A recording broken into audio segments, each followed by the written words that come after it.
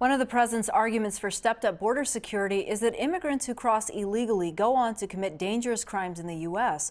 You just heard from parents where that was the case. However, many reports show that immigrants commit violent crimes at lower rates than U.S. citizens.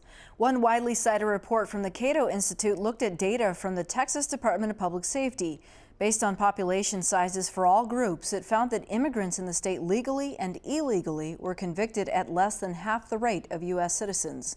The author of that report, Alex Narasta, joins us from Washington, D.C. via Skype to explain his findings. Alex, it appears that much of your research is based off of data and statistics provided by the Texas Department of Public Safety. Is that really the state that's sort of serving as the model for this type of information right now? Yeah, absolutely. Texas is the only state in the United States that tracks the immigration status of people once they're arrested, convicted, and then incarcerated in that state. No other state tracks it or keeps that kind of information for very long. So Texas really is the model for this. And it's a pretty good one. It's a border state. It's a state with the second largest population of illegal immigrants of any state in the United States. It shares a border with Mexico, and it's got a long history and tradition of harshly enforcing criminal laws.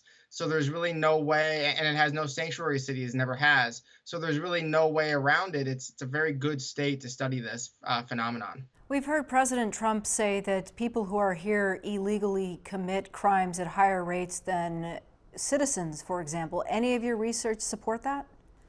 I've seen no research that supports that, either that I've conducted myself or that has been conducted in the peer-reviewed academic literature.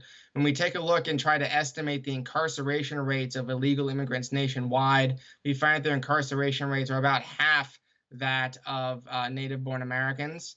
And in places like Texas, where we actually have information on the number of illegal immigrants convicted, we find that they are convicted of crimes at a much lower rate than native-born Americans. We also find that in states with a lot of illegal immigrants, police there solve crimes at about the same rate as they do in states without any illegal immigrants. So it's not like people are coming here illegally, committing crimes, and going back to their home states at a very high rate. What types of crimes are we talking about? Because, for example, a parent whose child may have been killed by an undocumented immigrant, though the number may be low when it comes to that particular group of people, that is a significant crime, homicide or rape.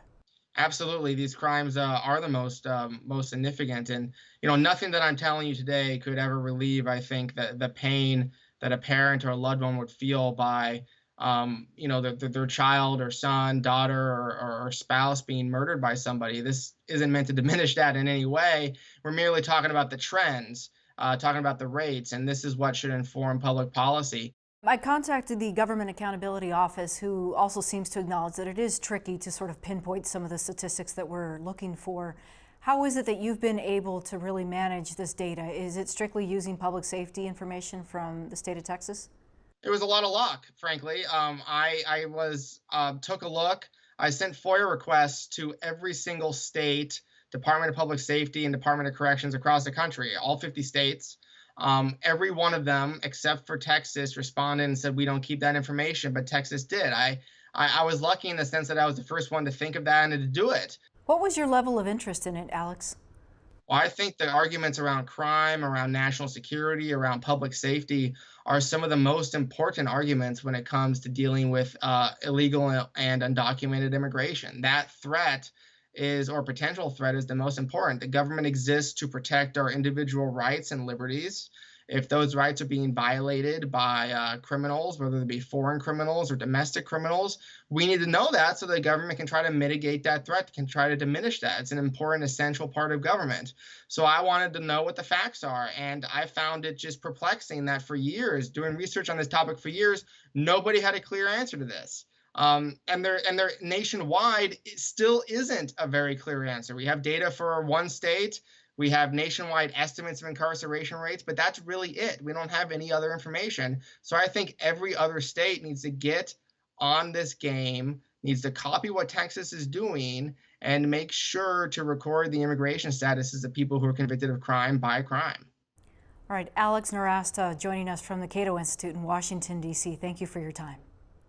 You're welcome. Thank you for having me.